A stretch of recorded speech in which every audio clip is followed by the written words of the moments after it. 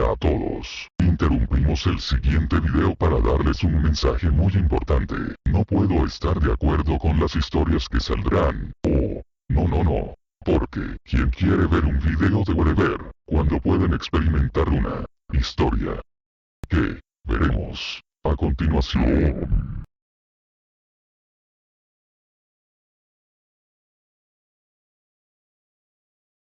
Las aventuras de Billy y Mandy ha sido una popular serie animada de Cartoon Network, transmitida desde 2001. Por su éxito, ha continuado hasta nuestros días, sufriendo cambios de directores, como cualquier otro programa. En 2006, John Kricfalusi, creador de Ren y Stimpy, tras declararse fan del programa, mandó una carta a Maxwell Atoms, creador del show, para proponerle dirigir un episodio. Aunque Atoms le mandó una negativa, diciendo que no era él quien seleccionaba al personal, sino los ejecutivos de Cartoon Network. Sin embargo, ambos expresaron mutuo aprecio y se prometieron colaborar más adelante en un proyecto juntos. En las vacaciones de verano de 2007, Atoms recibiría una desesperada llamada telefónica de Kricfalusi, quien le explicaba que era urgente que comenzaran a trabajar en el proyecto inmediatamente. A Atoms le pareció raro, sin embargo Kricfalusi siempre había sido un ídolo de su infancia, así que se enfrascó en una llamada de entre 3 y 4 horas de duración, en que el creador de Stimpy le propuso un detallado plan. Kricfalusi consideraba Billy y Mandy un buen programa no solo por su humor escatológico, sino por contener elementos sobrenaturales y referencias ocultistas, así como en la cultura pop. A finales de los 90 Kricfalusi, un extraño personaje que parece continuamente enojado, pero que responde a las cartas de sus fans a mano y con correos de 5 o 6 páginas, ya había colaborado con Cartoon Network, dirigiendo 4 episodios especiales del Oso Yogi. CN, como todas las demás televisoras especializadas en dibujos animados, conocía la peligrosa trayectoria de Kricfalusi, pero como era una época en que el interés en los dibujos animados iba en descenso, aceptó el trato a regañadientes. Los episodios dirigidos por Kricfalusi fueron considerados demasiado perturbadores para los niños. Estaban impregnados de un ambiente que muy difícilmente podía considerarse cómico, las acciones y personalidades de cada personaje parecían erráticas y psicópatas, y contenía temas y contenidos solo adecuados para adultos: homicidios, suicidios y temas sexuales, además de una animación pobre y con escenas grotescas parecidas sacadas de una pesadilla.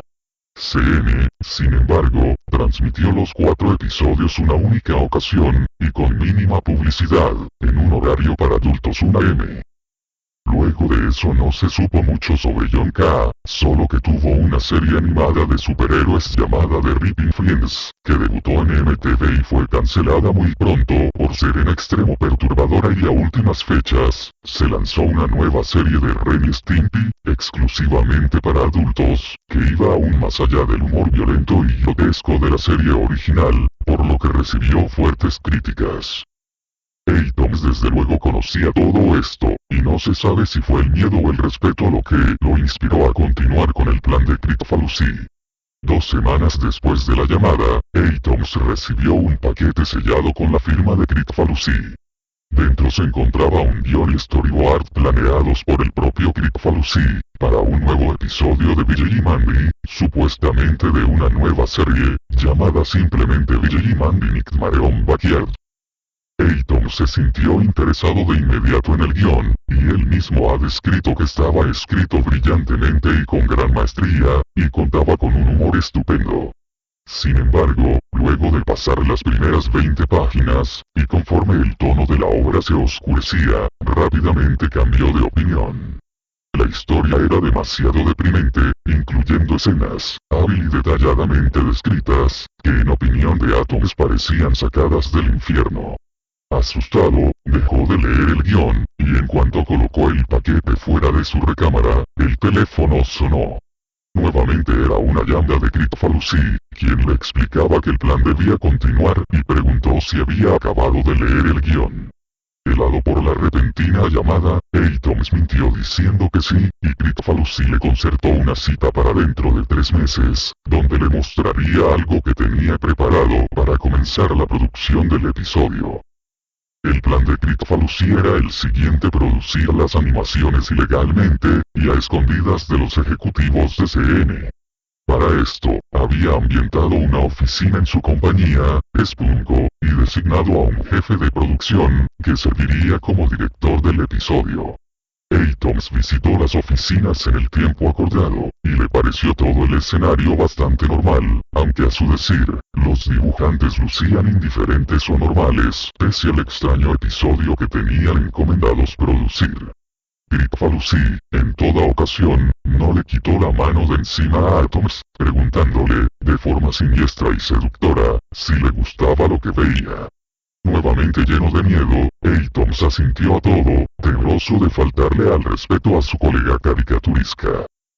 Según Atoms, su supervisión del episodio duró interminables 30 minutos en que revisó uno a uno los sketches extendidos, que contenían escenas que parecían sacadas de una película snuff, escuchó con sus propios oídos el infartante soundtrack que Kricfalusi mismo había preparado, y en una cabina negra revisó en las computadoras los primeros props de animación coloreada, que parecían horrorosamente vivos e insanamente macabros.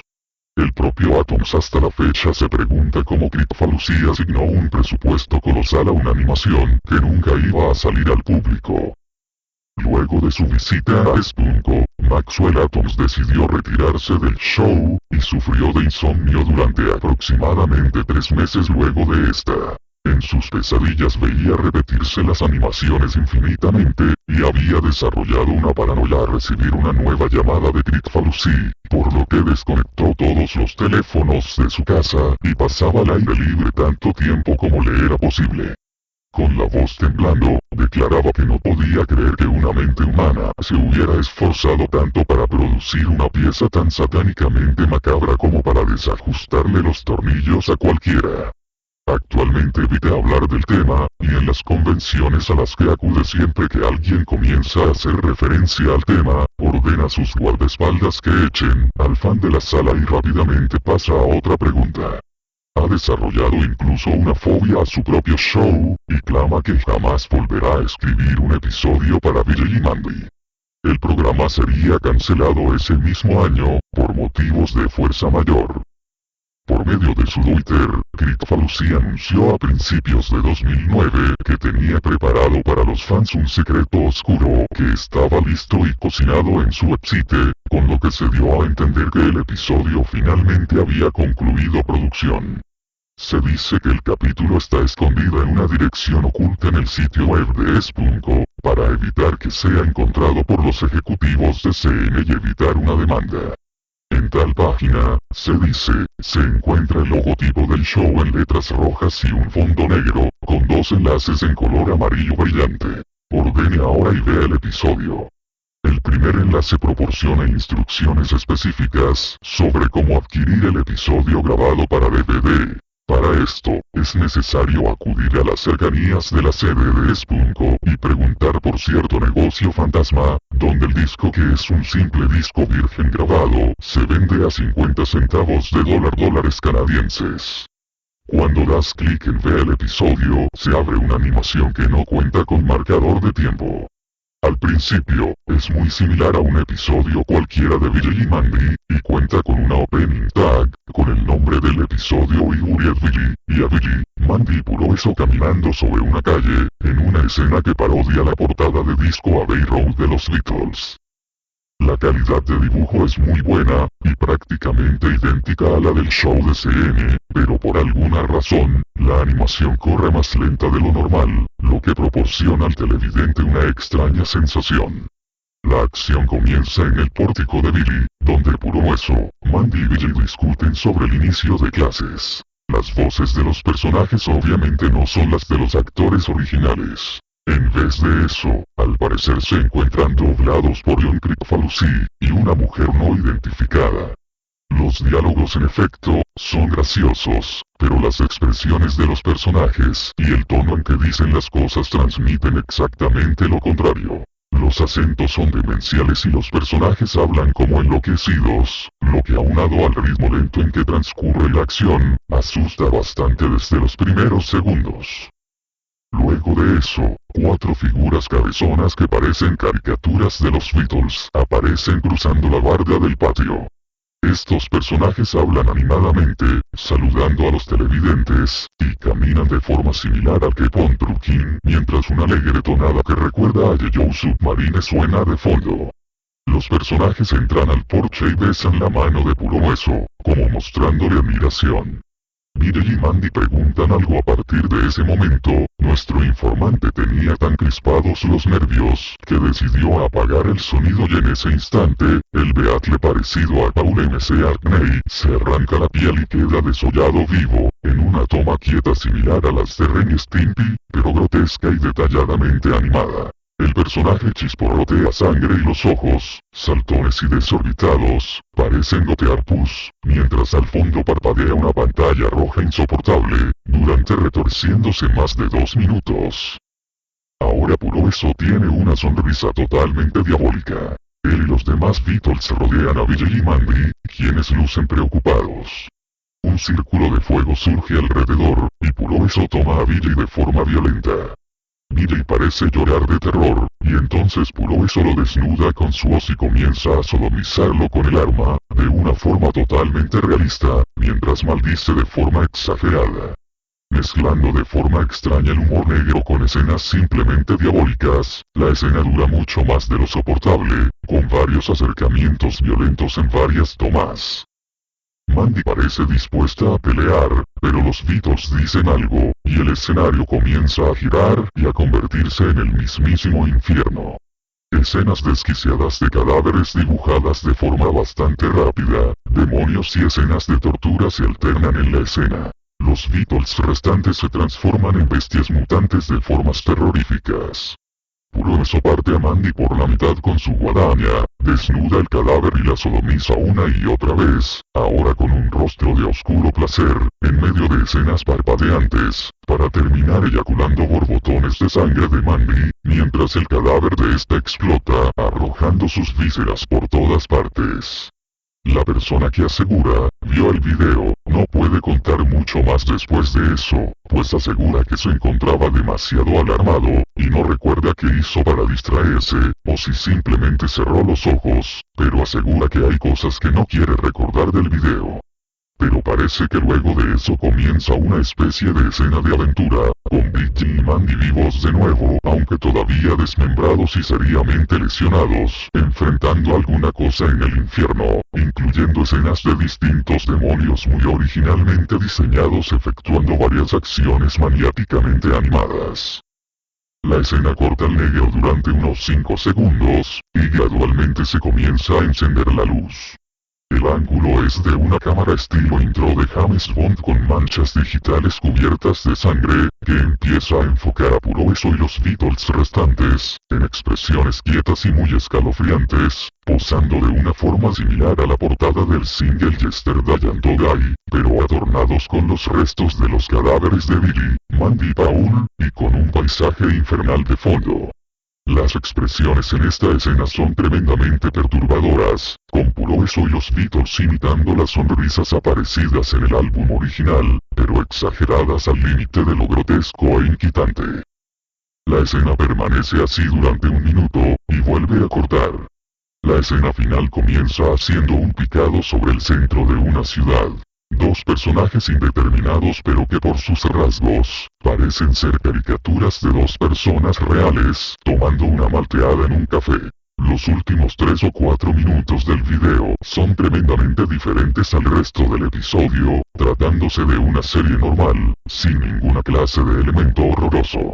La escena es bastante lenta, pero corre a velocidad normal, y consiste simplemente en los 2 personajes hablando y hablando, con reacciones variadas, tranquilidad, argumento, preguntas sanamente cómicas.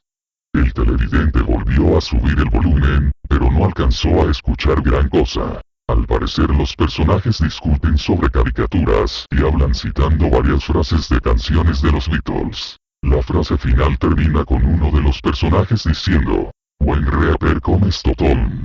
Entonces la imagen se cierra con un círculo negro, típico de las caricaturas viejas, y aparece la palabra fin, junto a una caricatura súper deforme del Paul despellejado todavía muy perturbadora vestido de ángel, sollozando y murmurando algunas cosas. El programa termina, y aparecen algunos créditos dirigido por John Kricfalusi y Maxwell Atoms, entre otras cosas, finalizando como si de cualquier show se tratara. Finalmente aparece una pantalla roja de advertencia que dice televidente el cartoon que acaba de ver ha sido producido contraviniendo las leyes de derechos de autor, su transmisión o posesión está penada por las leyes de Canadá y Estados Unidos, y luego un pantallazo de aproximadamente 2 segundos de duración, con el logo de Spunko y un lema que dice Help to spread the word. En cuanto el video termina, el navegador de internet se cierra automáticamente, y cuando vuelves a abrir las pestañas no se reabren. Si revisas historial e intentas abrir la página, te marca error. Se dice que esta página la cambian de lugar cada vez que alguien accede a ella. La página del video aparece con un marcador de visitante, que para el momento era de 2 y que contiene varios malware capaces de arruinar la seguridad de tu computadora. Pero también hay quien dice que puede aparecer al azar mientras revisas cualquier parte del sitio web Spunko. Maxwell Atoms teme cualquier nueva llamada de Kricfalusi, se ha mudado de casa y cambiado de número telefónico, pues asegura que el creador de Ren y Stimpy no tenía proyectado un capítulo de Billy y Mandy Backyards Nightmare sino 6 de ellos. Bueno, perdón si el video durará mucho tiempo, y que no haya subido esta historia el viernes pasado. Nos vemos en la siguiente historia.